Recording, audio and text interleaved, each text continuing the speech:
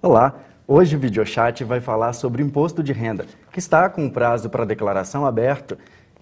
Para conversar sobre esse assunto, eu convidei a redatora do Caderno de Economia do Jornal Tempo, Letícia Vilas, e o consultor financeiro e contador, Márcio Reis. Olá, pessoal. Hoje a Receita divulgou que aproximadamente 10% dos contribuintes já declararam, né? Mais ou menos dos 25 milhões, né? 10% dos 25 milhões que são esperados, 10% já declararam. Quais são as novidades, né, do Imposto de Renda 2012?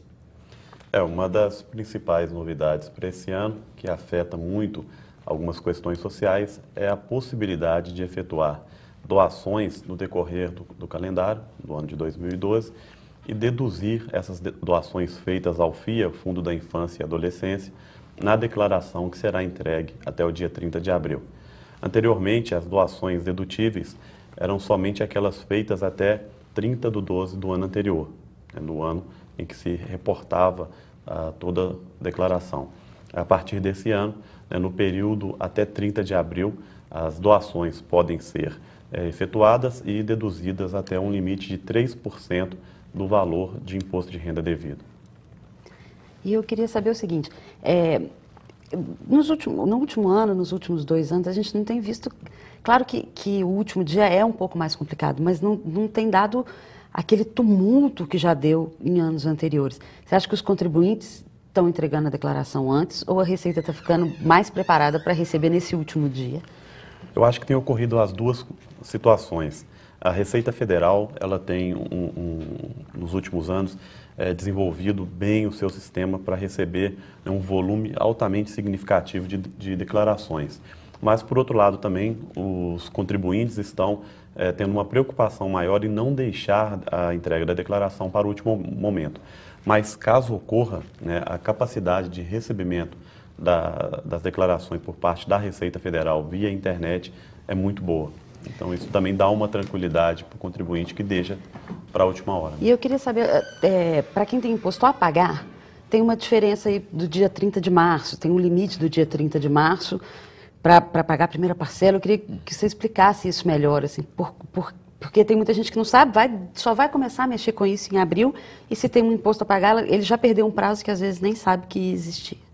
É importante para aqueles contribuintes que geralmente declaram e possuem imposto, a pagar, caso ele queira que todas as parcelas, inclusive a primeira, seja lançada diretamente através do débito em conta corrente, que ele faça a entrega da declaração até o dia 30 de março.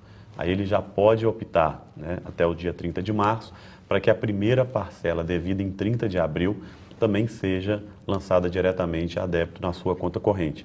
Aqueles contribuintes que têm imposto devido e entregam a declaração no período dentro do mês de abril, ele terá que efetuar o pagamento da primeira parcela através de DARF, na rede bancária, e a partir da segunda parcela, ele poderá, sim, optar pela dedução, pelo débito em conta corrente. E tem uma vantagem bem específica para quem se adianta, na declaração, que é a restituição. A pessoa recebe primeiro, não é? Geralmente os critérios de restituição, de recebimento da restituição do imposto de renda, o primeiro é a idade, Então as pessoas com idade superior a 60 anos possuem um benefício de ter um recebimento antecipado. Mas aqueles contribuintes que entregam a declaração nos primeiros dias, em função do processamento, de uma análise, eles tenderão a receber também a restituição nos primeiros lotes. Mas aí também tem quem deixa um pouquinho mais para frente, até para receber no final do ano, que é quando tem muita conta para pagar, Acontece isso também. Às vezes as pessoas avaliam também não só essa questão das contas a pagar, mas também uma poupança forçada, porque essa restituição ela é corrigida pela taxa Selic, Então vira uma poupança forçada que é remunerada pela taxa Selic. Professor, de forma breve, para quem está começando agora a carreira, a vida, né, profissional e que nunca declarou, qual que é o passo a passo básico? Quem declara, a partir de qual renda, como fazer, enfim? É importante que as pessoas tenham noção que os rendimentos tributáveis, né, ocorridos no ano de 2011, eles só geram a obrigação de declarar para aqueles contribuintes que ganharam mais de R$ 23.499. Quem recebeu menos de R$ 23.499 não é obrigado a declarar, mas é muito importante o contribuinte observar, porque se ele tiver próximo desses R$ 23.000 e em algum mês do ano anterior ele tiver, por exemplo, recebido férias ou um determinado mês um volume elevado de hora extra ou alguma premiação, pode ter havido, né, a retenção de um imposto de renda na fonte. Então, mesmo... E aí cai na malha fina. Não, nesse caso não, porque ele recebeu menos de R$ 23.499 e teve lá, em 2011, uma retenção, por exemplo, de R$ 100 em determinado mês. Se ele não faz a declaração e ele não está obrigado, Sim, ele não recebe a restituição. Então, em alguns casos, mesmo o contribuinte tendo recebido menos que os 23.499, né, que o obrigariam a fazer a declaração, é importante que ele faça a declaração para que ele consiga ter a restituição da parcela que foi retirada dele em função de algum pagamento esporádico ou adicional. E a pessoa consegue ver isso na declaração que a empresa entrega para ela, se teve algum imposto retido. Exatamente. Né? É a maneira mais fácil, porque como que ela vai correta. saber? Às vezes ela nem sabe direito se teve, se não teve imposto, mas nessa declaração ela consegue saber. Geralmente as empresas fornecem, né, agora no mês de março, a declaração de rendimentos, né, o comprovante de rendimentos. Até 28 de fevereiro, Sim, né? Que teria que ter sido, né? Geralmente, essa primeira semana de março é o mais comum as empresas entregarem, porque a DIRF, ela foi o prazo, né, da entrega para a Receita Federal por parte das empresas foi até o dia 28, 29, esse ano de fevereiro. Então, algumas empresas também deixam essa informação para a última hora e, em função disso, acabam protelando a entrega do informe de rendimentos para a primeira semana de março, o que não é correto, mas nós sabemos que isso ocorre. Então, é importante que o contribuinte verifique no informe de rendimentos os rendimentos tributáveis e se ele teve algum imposto de renda retido na fonte. E aí, para declarar, ela tem duas formas, né? Que é aquela antiga de levar um disco, né? Um disquete na Receita, ou o mais fácil, que é pela internet, né? Hoje, praticamente 99,5% dos contribuintes todos declaram através de mídia eletrônica, enviando a declaração pela internet, né? Vale ressaltar que o Brasil é o único país do mundo que recebe as declarações de imposto de renda em massa, né? Então, essa prática no Brasil já é uma prática bastante consolidada, bem consolidada, e a declaração também entregue, né, na base de dados da Receita está perto da sua extinção, né? A Receita já vem sinalizando. Que foi mais uma mudança desse ano, que acabou a entrega em papel, né? Exato. Né? Então, essa prática é uma prática que cada vez menos comum, então a Receita vai sinalizando. O mais comum é a entrega, de fato, via internet. E o programa da Receita, ele é muito autoexplicativo, né? Ele é tranquilo de uma pessoa leiga entender, né? E conseguir preencher todos os dados, não é, assim, obrigado, eu não vou conseguir, eu vou procurar um contador. Que se a pessoa tentar, muitas vezes ela consegue, se ela tem só uma fonte pagadora, se é uma coisa mais tranquila, vale a pena tentar, né? E ela mostra, o programa mostra os erros, né? Sim. Se você fez alguma coisa errada, ele te mostra o erro. Então, acho que vale a pena tentar antes de procurar uma ajuda, claro, assim, para ver se dá para você conferir se você errou em algum lugar. Dessas 25 milhões de declarações esperadas pela Receita Federal, 17 milhões de contribuintes geralmente declaram pela opção simplificado. Então, nós temos aí, nesse contexto, aproximadamente 17 milhões de contribuintes que recaem nessa situação, né? Tem apenas uma fonte pagadora, é um tipo de declaração geralmente mais simples de se preencher. E caso, né, o contribuinte ainda assim cometa algum erro, né, ele tem a oportunidade de acompanhar, né, no site da Receita Federal e monitorar, né, o processamento da declaração. Caso tenha algum erro, ele consegue retificar a declaração em tempo hábil, né, para poder estar recebendo. A Receita já liberou essa consulta para saber se, para quem já entregou, por exemplo, lá no dia 1º de março, já consegue ver se deu algum problema?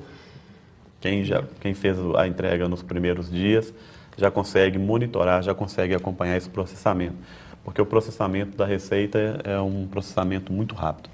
Professor, temos uma pergunta aqui do Paulo de Belo Horizonte. É uma pergunta recorrente das pessoas sobre indenização, né? Como declarar? Ele fala que recebeu uma indenização e ele quer saber como lançar isso, né? Pelo valor total bruto ou pelo valor líquido.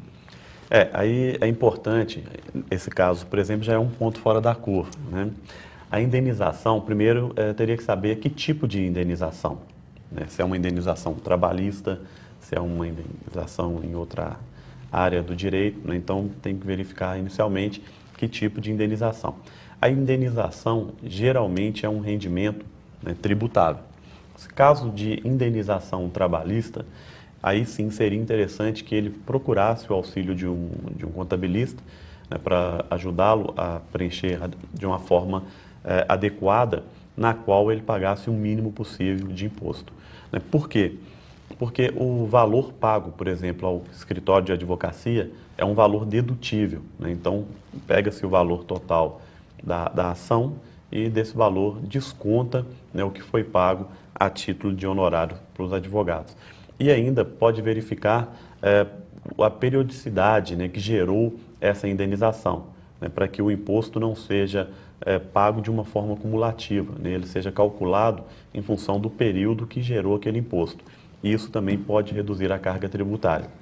Nessa situação, né, aí sim caberia uma análise mais específica de um profissional da área de contabilidade que pudesse orientar, né, esse contribuinte a realmente se beneficiar dentro da lei da melhor forma possível. Mas o que vale nesse caso não é a data de recebimento do valor, é o que gerou? Não. Nos últimos 2 anos, né, ocorreu uma modificação, né, por parte do programa, né, da Receita Federal, atendendo inclusive demandas, né, de alguns contribuintes, porque às vezes a pessoa ela entra com uma reclamatória trabalhista referente a um período de 5 anos. E esse imposto, então, ele deveria ser recalculado em função do período que ele foi gerado e não do período em que ele foi recebido. Porque o fato gerador do imposto de renda é a competência, é o mês ao qual o trabalhador teve o seu direito reconhecido e não o mês no qual ele recebe. Tá? Então, tem que ter esse cuidado, né? Geralmente, dos dois, o que ocorre primeiro. Então, no caso de uma demanda trabalhista, esse imposto, em função desse aspecto temporal, ele pode ter uma diluição, né, e ser um imposto bem inferior, caso ele calcule esse imposto pelo total recebido em um exercício apenas. Em relação às deduções, algumas despesas, como médicas, né, elas influenciam, né, no processo da declaração do imposto de renda. Explica para nós, por favor. O contribuinte que tem um gasto com despesa médica, seja dele ou do próprio dependente, ele pode sim, né, se beneficiar dessa dedução, né? É importante que ele tenha o recibo, né, dos médicos, no caso, por exemplo, se for na área de saúde, dentista, psicólogo, ou em caso de clínica ou hospital e plano de saúde, que ele tenha toda a documentação comprobatória, né, constando o nome completo, no caso de empresa, razão social, o CPF ou o CNPJ e os valores pagos, né, a esses profissionais ou empresas. Então, todo gasto com despesa médica é dedutível para fins de cálculo do imposto de renda. Há outras deduções, como a educação, por exemplo? Existem, sim, outras deduções. No caso da educação, também é dedutível. O que vale ressaltar que alguns cursinhos, né, curso de inglês, né, não conta. Né? Então, é geralmente um ensino regulamentado no país, né? Ensino médio, fundamental, né, ensino superior. Lembrando que no caso de um dependente, né, eu tenho um filho com o qual eu tenho um gasto com dedução, com gasto com escola. Então, essa despesa com o filho pode entrar na declaração do contribuinte e vai reduzir o imposto de renda. Gastei R$10.000 com a escola do meu filho ao longo de um ano. O governo, ele limita essa dedutibilidade a R$ 2.998. Então, o governo aceita até esse limite de aproximadamente R$ 3.000. E esse limite é fora, porque só o fato de você ter um dependente já te dá um valor ali para... Sim. E aí, além disso, você ainda pode lançar a educação, a saúde do dependente. Então, hoje, o dependente, ele gera uma dedutibilidade também de R$ 1.990, em torno disso. A dedução, né, de um dependente com o qual, né, o contribuinte teve gastos com instrução somados, né, então o benefício dele ser dependente, mais o gasto, a dedutibilidade do gasto com educação somados, gera uma redução de R$ 4.847. Né? Então, antecipando até provavelmente uma reflexão de alguns contribuintes, o meu filho está na faculdade, né? Então vou colocar o meu filho como dependente. Tem que ter um cuidado, porque o filho, enquanto universitário, ele é dependente até os 24 anos de idade.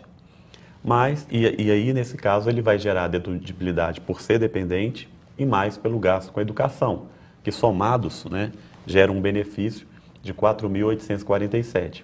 Mas se o seu filho trabalhou no ano de 2011, né, a renda dele também tem que entrar na declaração do pai.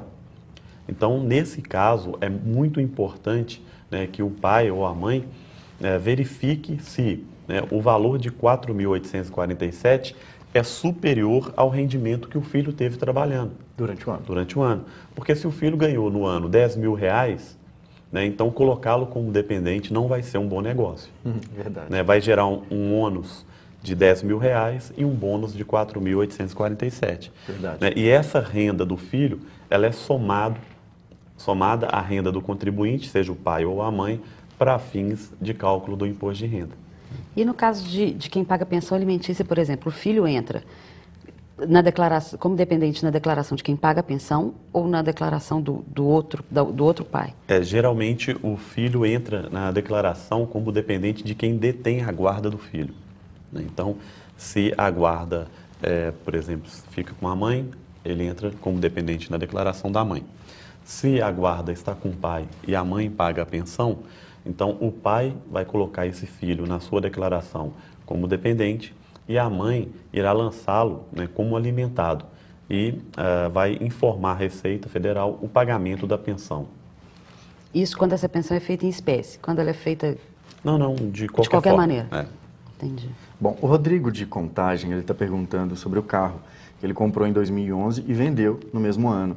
Ele está falando sobre um lucro que ele teve, né? Esse lucro precisa ser declarado? Geralmente, veículos, né, são considerados bens de pequeno valor. Então, ele vai ter uma certa dificuldade, inclusive, porque se ele comprou o carro em 2011, no início do período o valor do veículo era zero. E no final do período, como ele também vendeu, o valor é zero. E o programa dá uma travada, né, em relação a essa dinâmica. Aí, o importante é ele verificar qual foi o ganho de capital que ele teve na venda do veículo e informar esse ganho no campo de rendimentos isentos e não tributáveis, né, com um ganho de venda de bens de pequeno valor. Certo. Temos aqui mais uma pergunta. Fabiana de Belo Horizonte. Adquiri um consórcio em 2012, dei o lance e fui contemplado. Como que eu faço o lançamento? Sim. Então, aí são dois detalhes, né? O primeiro é que ela certamente tinha um bem, possui um bem que é o consórcio. Né? Então, ela não tinha ainda o produto, né, que é proveniente da contemplação desse consórcio. Então, se ela deu... O consórcio ele é lançado como bem, não como dívida, por exemplo. Não, né? Porque o empréstimo, por exemplo, ele é lançado dívida, como dívida. Sim. O consórcio ele é lançado como um bem. Uhum. Então, a gente lança esse bem e, à medida que os pagamentos são feitos, você vai agregando valor a esse bem. Quando você efetua um lance, né, esse lance, o valor do lance, ele é agregado, adicionado ao valor desse bem, ao valor desse consórcio. Né? Então, você tem um bem consórcio. Agora, se essa carta de crédito foi utilizada para aquisição, por exemplo, de um veículo, o que ela vai informar na declaração? Ela vai dar baixa, né, no bem consórcio e vai alimentar um bem veículo. Quando ela colocar o bem veículo na declaração, ela tem que informar no texto que o veículo foi adquirido, né, com a carta de crédito do consórcio e citar os dados do consórcio, né, qual é a organização que mantém a mantenedora daquele consórcio, quando que ela foi contemplada. Então ela dá ali no texto da aquisição do veículo a justificativa de onde veio o recurso para ela adquirir o carro. Então ela deixa de ter o bem, né, consórcio e passa a ter um bem veículo. Certo. Marcela está fazendo uma pergunta, Marcela de Belo Horizonte, se uma pessoa portadora de alguma doença crônica, como hepatite C, se está isento da declaração, do imposto, enfim. Não isenta a pessoa de declarar, né? Então tem que verificar porque o contribuinte que ganhou acima de 23.499 é obrigado a declarar, né, rendimento tributável. Um contribuinte que recebeu rendimento isento, como por exemplo uma doação do pai, né, superior a R$40 mil, também está obrigado a declarar.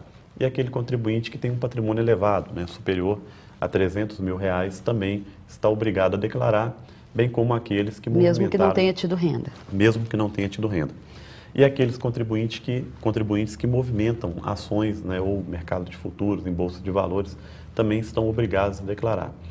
No caso, né, de pessoas que têm alguma enfermidade, elas estariam obrigadas a declarar, né, observando esses detalhes que eu citei anteriormente, né, essa condicionante. Agora, existem algumas doenças que geram algum benefício aos contribuintes. Então, esse benefício ele é gerado, em geral, a partir da fonte pagadora. Então, eu tenho um laudo médico, né, esse laudo médico ele me dá um direito já previsto em lei, então eu informo a fonte pagadora, né, que eu tenho esse benefício. Então, quando o rendimento sai da fonte pagadora, no caso de uma empresa, ao contribuinte, ele já vem como rendimento isento e não tributável. E aí, quando esse contribuinte que possui essa enfermidade receber, né, o seu informe de rendimentos, ele já recebe no informe de rendimentos o quanto ele recebeu de rendimento isento e não tributável. Então, a isenção não é na hora de declarar o imposto de renda, é na hora de receber o valor. Sim. A obrigação acessória, né, elaborar a declaração, ela se mantém. Até mesmo para que a Receita Federal possa monitorar, né? O que pode ocorrer é a Receita falar, olha, você informou como rendimento isento em função de uma neoplastia maligna. Então, traga aqui os documentos que comprovam, um laudo médico que comprovam essa neoplastia. Estamos chegando ao final. A última pergunta é do Joaquim, aqui de Contagem. Ele está perguntando, a empresa em que eu trabalhava faliu e eu não tenho mais como contatá-la para receber o comprovante de rendimento e de retenção do imposto na fonte. O que ele pode fazer? Ele está perguntando. Aí seria interessante ele solicitar a um contabilista um auxílio para que ele possa, a partir, né, dos contra-cheques que ele recebeu mensalmente, elaborar, né, montar um informe de rendimentos. E aí, a partir desses contra-cheques, ele monta o seu próprio informe de rendimentos e vai preencher a declaração. Pode ser, né, que ele caia na malha fina, porque provavelmente essa empresa falida vai deixar de fazer a declaração informando para a Receita Federal o quanto ele recebeu e o quanto teve de imposto de renda retido na fonte, né? Então, provavelmente, ele vai ser chamado a prestar contas à Receita Federal e aí é importante que ele faça, então, essa declaração bem pautada nos documentos que ele possui, né? Porque quando ele for convocado a prestar algum esclarecimento, ele informa a Receita a situação da empresa e qual foi a memória de cálculo que ele utilizou para gerar a informação dele para a Receita Federal. Ok, professor. Agora, para terminar, uma pergunta, né, sobre a nossa carga tributária. É uma carga muito alta, né, porque o imposto ele é muito bem cobrado pela Receita, né? Tudo certinho, a tecnologia auxilia muito bem, mas é um imposto que, primeiro, ele é bem utilizado, na sua opinião? Como que funciona essa questão? É uma carga alta? Na minha percepção, né, hoje o Brasil tem uma carga tributária inferior a 40%. Eu diria que, pelo menos no meu ponto de vista, ela é muito mais injusta do que elevada, né? Nós não somos a carga tributária mais elevada do mundo, né? Mas o grande problema é que o imposto ele não é arrecadado de uma forma justa, né? E, pior ainda, não é utilizado de uma forma adequada, né? Então, nós temos inúmeros gargalos em relação a transporte público, problemas ligados à área da saúde, né, educação, né? Então, o que não ocorre, por exemplo, em países que têm elevadíssimas cargas tributárias, como a Suécia e a Noruega, né, que tem uma carga tributária próxima de 55%. O Brasil tem uma carga tributária em torno de 38%, né, mas não dá nenhuma garantia, nenhum retorno ao cidadão. Então, o nosso grande problema é a forma de utilização, de gestão do recurso público. Ok. Né? Letícia Vilas, redatora de Economia do Jornal Tempo, muito obrigado. Obrigada a você. Professor universitário Márcio Reis, consultor financeiro, muito obrigado por ter aceito o nosso convite. Eu que agradeço, obrigado, boa tarde. O Videochat fica por aqui, um abraço e até a próxima.